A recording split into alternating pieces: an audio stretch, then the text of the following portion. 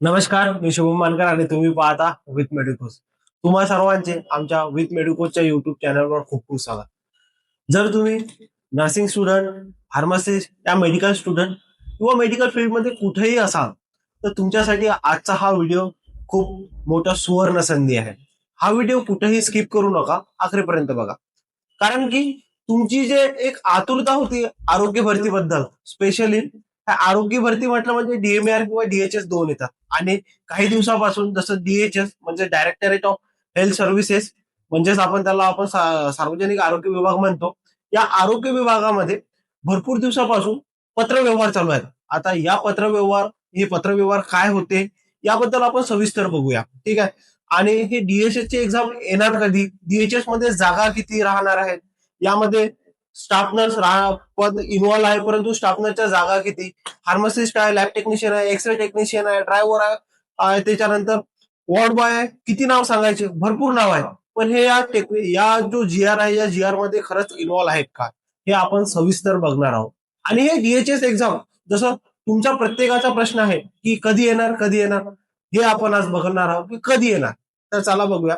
सर्वात आधी आपण, जर का तुम्ही आमच्या चॅनलवर नवीन असाल तर आता आमच्या चॅनलला सबस्क्राईब करा आणि अशाच नवीन नवीन अपडेटसाठी आमच्यासोबत जुळून राहा. बघा, सर्वात आधी आरोग्य सेवा आयुक्तालयाच्या नवीन शासन निर्णयानुसार हा जो कालचा जी आर आलेला आहे 10/7/2026 ला, त्यामध्ये 7,195 पदांना मंजुरी देण्यात आलेली आहे. आता मंजुरी कशी, तर जो नवीन आकृतीबंध आहे आणि पदनिर्मिती आहे त्याला मंजुरी देण्यात आलेली आहे. मग आता एवढी मंजुरी तर दिली, पण यामध्ये स्टाफ नर्सची किती जागा आहेत, तर बघा, स्टाफ नर्सचं बघायचं गेलो तर स्टाफ नर्ससाठी जो हॉस्पिटल आहे, हॉस्पिटलच्या क्षमतेनुसार इथे स्टाफ नर्सच्या जागा, ज्या वॅकन्सीज आहेत ते डिवाइड केलेले आहेत. जसं आपण बघितलं, 100 बेडचे उपजिल्हा रुग्णालय किंवा जिल्हा रुग्णालय असेल तर तिथे 43 स्टाफ नर्सचे पदे मंजूर झालेले आहेत. आणि त्यानंतर जर का 50 बेडचे ग्रामीण रुग्णालय किंवा उपजिल्हा रुग्णालय असेल तर तिथे आकृतीबंधानुसार जवळजवळ 17 स्टाफ नर्स पदांसाठी मंजुरी देण्यात आलेली आहे. जर ट्रॉमा केअर सेंटर असेल, आता हे ट्रॉमा केअर सेंटर कुठं आहे, जे पण हायवे आहे त्या हायवेला जोडून हे ट्रॉमा केअर सेंटर उघडण्यात आलेलं आहे.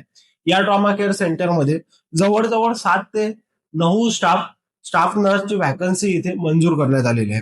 त्यानंतर पीएससी म्हणजे प्राथमिक आरोग्य केंद्र, तिथं कॉन्ट्रॅक्च्युअल आणि रेग्युलर म्हणजेच ते परमनंट असतो, त्यामध्ये जवळजवळ 4 ते 5 स्टाफ नर्स साठी मंजुरी देण्यात आलेली आहे. बघा, हे झाले सर्व स्टाफ नर्स साठी वॅकन्सी. आता बघूया की यासाठी सॅलरी किती राहते. सॅलरी बघायचं झालं तर S30च्या वर्गामध्ये येते आणि क्लास 3 ची सॅलरी राहते जवळजवळ बेसिक राहते इथं 35,400 आणि इन लास्ट पर्यंत ती जाते 1,12,400 रुपये. ही झाली बेसिक सॅलरी. आता यामध्ये डीए, HR त्याच्यानंतर आणखी जे भत्ते आहेत जर ऍड केले तर नियर अबाउट बेसिक जे फर्स्ट सॅलरी येते ते जवळजवळ 70,000च्या घरात येते. हे झाली तुमची स्टाफनर्स पदासाठी सॅलरी. आता स्टाफनरचा अभ्यास केला, परंतु अदर जे टेक्निकल किंवा नॉन टेक्निकल पदे आहेत यामध्ये इन्व्हॉल्व आहेत का, तर हो, यामध्ये इन्व्हॉल्व आहेत. तर कुठले आहेत, आता फार्मसिस्ट, ग्रामीण रुग्णालय म्हणा, उपजिल्हा रुग्णालय म्हणा किंवा जिल्हा रुग्णालय म्हणा, या सर्व रुग्णालयांमध्ये फार्मासिस्ट म्हणजेच औषध वितरण ऑफिसरची गरज राहते. तर त्यासाठी त्यांनी फार्मसिस्टच्या जागा सुद्धा यामध्ये इन्व्हॉल्व केलेल्या आहेत. आता फार्मासिस्ट म्हटलं तर S10 नुसार जे सॅलरी जाणार आहे. त्याचबरोबर लॅब टेक्निशियनच्या यामध्ये इन्व्हॉल्व आहे, एक्सरे टेक्निशियन, त्याच्यानंतर ECG टेक्निशियन किंवा अदर मध्ये जर का हे झाले टेक्निकलचे पोस्ट. त्यानंतर नॉन टेक्निकलच्या पोस्ट सुद्धा यामध्ये आहेत. नॉन टेक्निकलच्या पोस्ट झाल्या तर क्लरिकल सेक्शन मध्ये वेगवेगळ्या पोस्ट यामध्ये इन्व्हॉल्व आहे. ज्युनियर क्लर्क, सिनियर क्लर्क, त्याच्यानंतर स्टोअर किपर, लिपिक, यामध्ये वेगवेगळ्या पोस्टच्या अशा इन्व्हॉल्वमेंट आहेत. त्याचबरोबर जर का ग्रुप डी बद्दल बघायचं झालं तर ग्रुप डी मध्ये सुद्धा ड्रायव्हर, वॉर्ड बॉय याचा इन्व्हॉल्वमेंट केलेला आहे. बघा, आता तुमचा सर्वात मोठा प्रश्न, सर आम्ही 2 वर्षापासून ऐकत आहोत की जागा निघणार जागा निघणार जागा निघणार, परंतु जागा कधी निघणार, तर बघा, आज हा जी आर आलेला आहे 10/7/2026चा. या जी आर मध्ये जो आकृतीबंधाचे काम आहे ते पूर्ण झालेले आहे. आता आकृतीबंधाचे काम झाल्यानंतर काय राहते, बिंदू नामावली म्हणजेच काय होते की रोस्टर व्हेरिफिकेशन. आता रोस्टर व्हेरिफिकेशनचे जे काम आहे ते सुद्धा अंतिम टप्प्यात पोहोचलेलं आहे. मग रोस्टर व्हेरिफिकेशन म्हणजे काय, तर बघा कुठल्याही वॅकन्सी डिक्लेअर केल्यानंतर तिथे बिंदू नामावली बनवल्या जाते. आता बिंदू नामावली काय राहते, जसं कुठल्याही रिझर्वेशन कॅटेगरी राहते, एससी झालं, एसटी झालं, ओबीसी झालं, ईडब्ल्यूएस झालं, यांच्या ज्या राखीव कोटा आहे, रिझर्वेशन कोटा आहे, यांना त्या व्हॅकन्सी प्रोव्हाइड करण्यात येतात की बाबा तुमचा एवढा पर्सेंट कोटा आहे तर या जागापैकी तुम्हाला एवढ्या जागा देण्यात येतील. हा झाला बिंदू नामावली आणि या बिंदू नामावलीचं काम सुद्धा अंतिम टप्प्यामध्ये पोहोचलेलं आहे. आता हा शासन निर्णय किंवा शासनाचे जे पण पत्रव्यवहार होत आहेत, काही या लास्ट वीक मध्ये भरपूर पत्रव्यवहार झाले. या पत्रव्यवहाराचा वेग पाहता येणाऱ्या 2 ते 3 महिन्यामध्ये जे डीएचएस ची व्हॅकन्सीची ऍडव्हर्टाइजमेंट आहे ते आपल्याला बघायला मिळेल. ठीक आहे.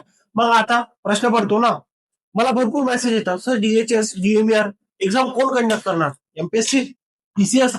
तर बघा मी तुम्हाला आजही सांगतो आणि काल सुद्धा सांगितलं होतं किंवा कुठल्या तुम्ही लेक्चरमध्ये पाहिलं असेल, कुठल्या इन्फ्लुएन्सर किंवा कुठल्याही चॅनलवर बघितलं असेल की एमपीएससी घेणार, टीसीएस घेणार, परंतु यामध्ये स्पष्टपणे लिहिलेलं आहे एमपीएससी किंवा टीसीएस दोनपैकी कुठलीही कंपनी यामध्ये इन्व्हॉल्व्ह होऊ शकते आणि हे येणाऱ्या 1-2 आठवड्यामध्ये कन्फर्म म्हणजे टीसीएस घेणार की एमपीएससी घेणार. परंतु यामध्ये हे सुद्धा कुठे डिक्लेअर झालेलं नाही की टेक्निकलचा किती सिलेबस तुम्हाला येणार आहे, नॉन टेक्निकलचा किती सिलेबस येणार आहे. परंतु अभ्यास करत असताना तुम्ही कन्सिडर करा 60% टेक्निकल आणि 40% नॉन टेक्निकल. टेक्निकल म्हटलं म्हणजे आपला नर्सिंगचा सिलेबस किंवा तुम्ही वेगळ्या पोस्टसाठी अप्लाय करत असाल तर फार्मसीसाठी अप्लाय करत असाल तर फार्मसीचा 60% घ्या आणि नॉन टेक्निकलचा 40% घ्या. आता सगळ्यात महत्वाचा मुद्दा येते, तर यासाठी प्रिपरेशन कशी करायची, तर बघा जोपर्यंत ऍडव्हर्टाइजमेंट येत नाही तोपर्यंत तुम्ही जास्तीत जास्त टेक्निकलवर फोकस करा. टेक्निकलवर मध्ये त्यामध्ये तुम्ही नॉन टेक्निकलचा अभ्यास करायचा झाला तर मॅथ, रिझनिंग आणि इंग्लिश या 3 विषयावर जास्त फोकस करा. आणि त्यानंतर झाला Marathi, geography, history, political history यावर तुम्ही जास्त फोकस करू नका. जशी तुमची ऍडव्हर्टाइजमेंट येईल तशी तुम्ही याचा अभ्यास करा. हा अभ्यास लवकर होऊन जाईल. विदिन 30 डेज तुम्ही हे कव्हर करू शकता. परंतु मी या आधी लेक्चरमध्ये तुम्हाला सांगितलं होतं की तुम्ही जास्त टेक्निकलवर फोकस द्या. जर तुम्ही टेक्निकलवर फोकस दिला तर तुमचे जे कमांड आहे तुमच्या सब्जेक्टवर ते जास्त चांगल्याने बनेल आणि जो 20% किंवा जो 40% किंवा 60% जो पण नॉन टेक्निकलचा भाग तुम्हाला येईल काळानुसार, म्हणजे जो जीआर येईल त्यानुसार तुम्हाला समजेल किती पर्सेंट आहे, तो तुम्हाला हँडल करण्याला किंवा टाइमवर तुम्हाला त्या गोष्टीवर अपडेट घेण्यासाठी किंवा अभ्यास करण्यासाठी इझी आहे.